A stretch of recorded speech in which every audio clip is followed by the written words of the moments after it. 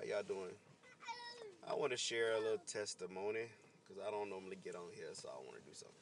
So, long story. I know my wife been telling y'all that we found a new church that made us really feel like Greenville is family, home, and we've been enjoying that. We had a good little season with that. I'll share that with y'all later. But fast forward, a lot of cool things been happening lately.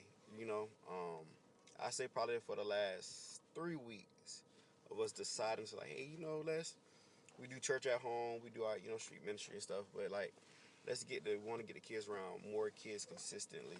So we decided to go back to church, try to find a local church in our area that we can fellowship with, and that was like a decision we made 3 weeks ago. 2 weeks ago we actually found the church, and we've been going for like the last 2 Sundays, whatever. And so get to the point. Since we made the decision, a lot of things have been turning around, right, in a good way. Um, I don't like even say turn around because it wasn't necessarily like going bad, but it's going better. You see like the wheels turning. Let me say that. And so fast forward, y'all, just random person in Food Lion is actually at like an appointment right now, and so we was doing just to go get him something to eat when he come out of his appointment. When he take his break, have something to eat, and he got to go back in. So we'll go to Food Lion. Up the street from here, and I'm looking at this guy. He just stood like in front of me, right? And I looked at him. 'Cause I thought I knew him.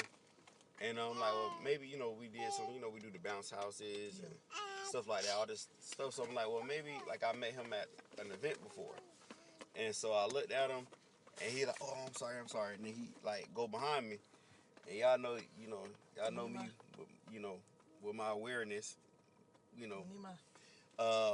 I can't let nobody just stand like right here on the side of me. So I'm over here like what's going on? Like, you all right? You know? And the man was like, nah. He said, man, I don't know. Can you just pray for me? And I was like, oh, really just kind of took me by surprise. I didn't know what to expect him to say or whatever. I mean, at this point, I was assuming something was wrong, and well, I knew something was wrong. Um, And so I'm like, well, maybe he's coming in to ask for something, not beg, but ask for something. And he did ask for something. He asked for prayer. And it did take me kind of like, oh, I didn't expect that. But in the same regards, like I said, you got to be prepared in and out of season. So I was happy to be able to pray for that brother. And we prayed, and I could tell it kind of, made somebody uncomfortable. Because as soon as we said amen and opened our eyes, um, there was a woman right there like, hey, can I get y'all in? Like, y'all in line? I can get y'all in this restaurant right here.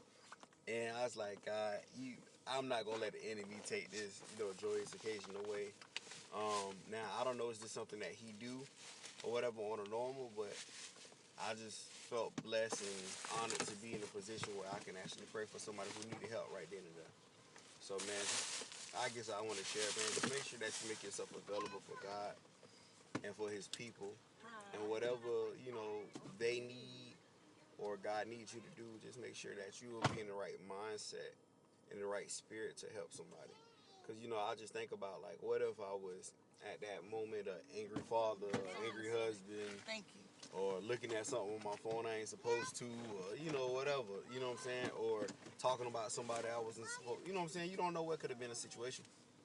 I'm just thankful that out of everybody that He seen in line, He chose me. And it's like it's like the moth don't know why they attracted to the flame they just saw. The fly don't know why he attracted to that type of light, but he just is. It's something that's built inside people.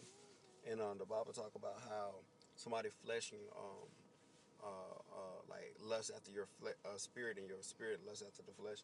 And it's like what it's saying is like it desires something that it basically doesn't have. And I just thank God that I was able to be in a position where I was able to pray for that brother. Now I don't know how far that prayer gonna go in his life, but I know I have his name, and I know I can continue to keep praying for him. So I just thank God for the opportunity, and I just want to share that with y'all, man. That was something that really encouraged me today.